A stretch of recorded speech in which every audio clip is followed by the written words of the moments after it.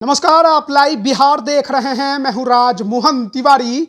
आगामी 2024 लोकसभा चुनाव को लेकर बिहार में 40 सीट पर जीत का दावा दोनों ही खेमों की तरफ से खूब किया जा रहा है। एक तरफ INDIA गठबंधन है तो दूसरी तरफ NDA है। किसका पलड़ा भारी होगा ये तो जब रिजल्ट आएंगे तब पता चलेगा।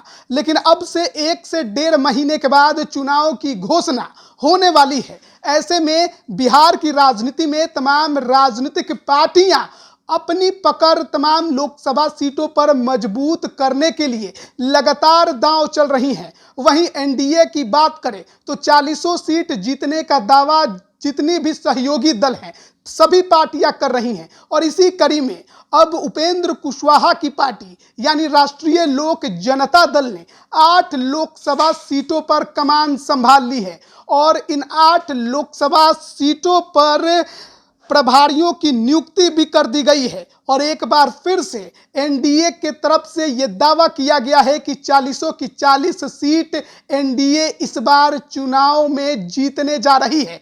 और उपेंद्र कुशवाहा की पार्टी के तरफ से पार्टी के राष्ट्रीय महासचिव सह प्रवक्ता इंजीनियर शंभुनाथ सिन्हा ने जो प्रेस विज्ञप्ति जारी की है उसमें 8 सीटों के बारे में बताया गया है। और इस 8 सीटों पर प्रभारियों की नियुक्ति का मतलब है कि आगामी 2024 के लोकसभा चुनाव में राष्ट्रीय लोक जनता दल इन्हीं 8 लोकसभा सीटों में अपने उम्मीदवार उतारते आपको दिखाई दे सकती है। जिन 8 सीटों की जानकारी पार्टी के तरफ से दी गई है उसमें काराकाट, झंझारपुर, सुपौल, मुंगेर, वाल्मीकि नगर, सीतामढ़ी, जहानाबाद और सिवान के बारे में बताया गया है।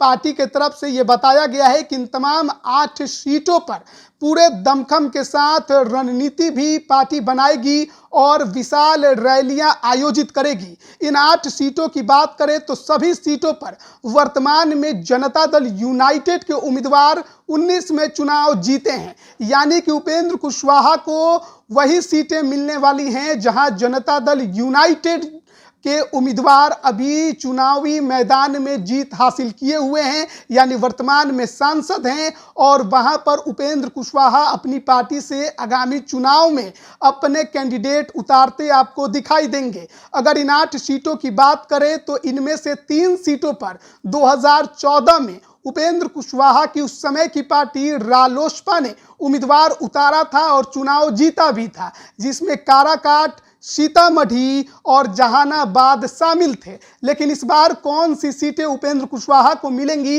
इसकी केवल चर्चा छिड़ी हुई है। लेकिन इन 8 सीटों में ही आपको उपेंद्र कुशवाहा आगामी 24 के चुनाव में अपनी कैंडिडेट उतारते आपको दिखाई दे सकते हैं। अब देखना होगा कि NDA के अंदर बीजेपी इन 8 सीटों में कौन सी सीटें उन्हें देती है। क्या 2014 की सीटों को फिर से रिपीट किया जाएगा या फिर कुछ फेर भी आपको देखने को मिलेगा। साथ ही साथ कैंडिडेट भी बदले हुए आपको नजर आ सकते हैं। उपेंद्र कुशवाहा जनता दल यूनाइटेड से अलग हुए, खुद की पार्टी उन्होंने बनाई है।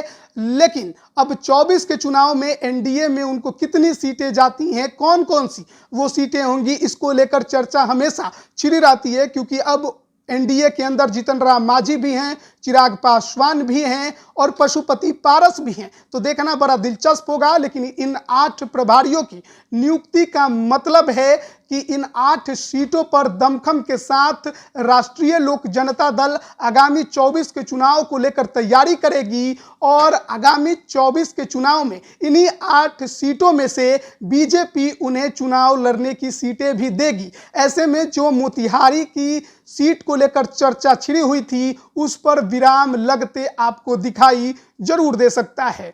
बने रहिए लाइव बिहार के साथ, तमाम अपडेट हम आप तक पहुंचा रहे हैं। आप सभी का बहुत बहुत धन्यवाद। लाइव बिहार YouTube पर सब्सक्राइब और Facebook पर लाइक जरूर करें।